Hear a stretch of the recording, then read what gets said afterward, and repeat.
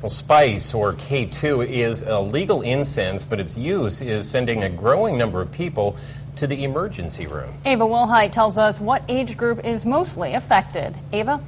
A growing number of people in the age range of 15 to 30 years old are using spice, but while there could be more cases, people are not admitting they use the incense.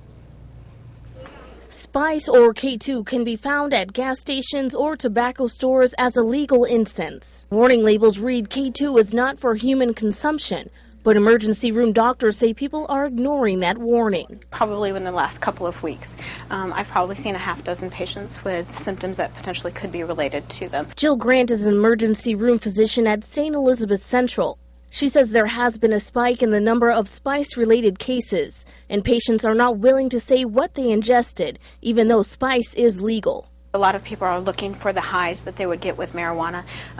Sometimes they can get a legal high. They can also have relaxation from it. Sometimes they can have relief from pain. So they ignore them because they're looking for the euphoric feelings that they get as a result. Grant says patients that come in all complain of similar symptoms.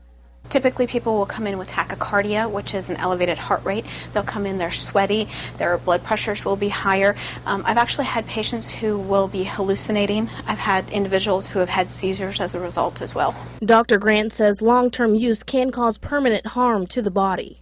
If you end up having damage to your heart because your heart goes out of rhythm, it beats too fast, it can cause strain on the heart, it can cause seizures, and seizures can cause long-term problems with brain function. You can have a stroke, you can be paralyzed, and have long-term detriments to your life. You can even die if you have seizures that are not controlled or do not have medical care before that time.